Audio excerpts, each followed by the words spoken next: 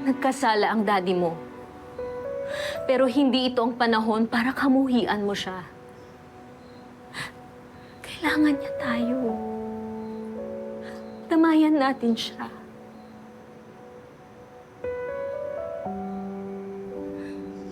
Ano, Mami? Hayaan na natin yung kasalanan niya sa atin? Mami, nanloko siya.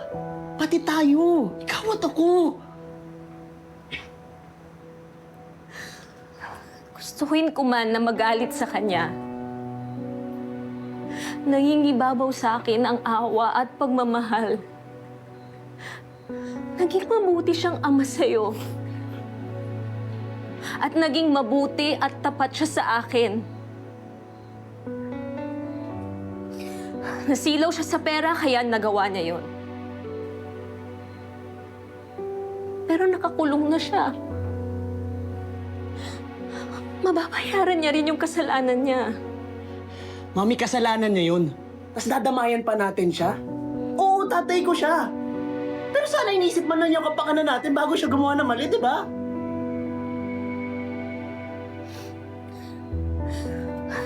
Bray,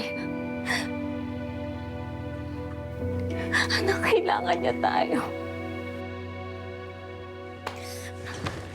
Brian! Brian!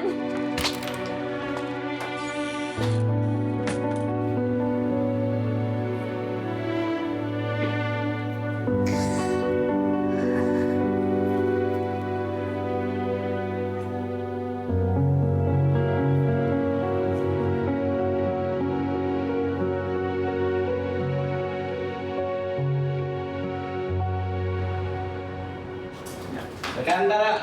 Sir. Kailangan pa ulit. Salamat. Salamat, sir.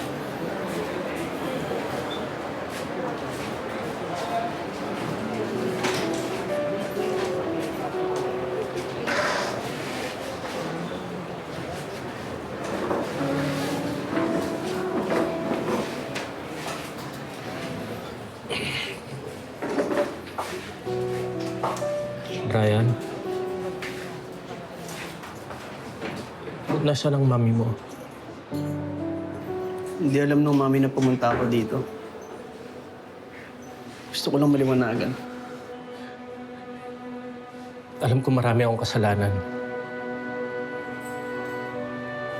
Hindi ako naging tapat sa inyo.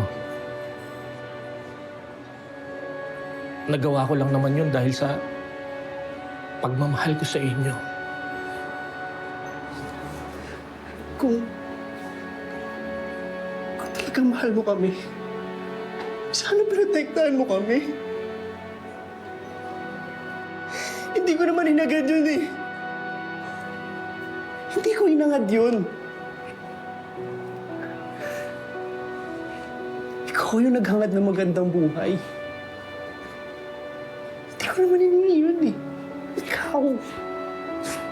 Ikaw yung makasarili. Alam kong galit ka sa akin. Naiintindihan ko yun. Kung hindi mo ako kayang patawarin, Brian, matatanggap ko yun. Pero isa lang ang pakiusap ko sa iyo. Anak, alagaan mo ang mami mo. Yun lang.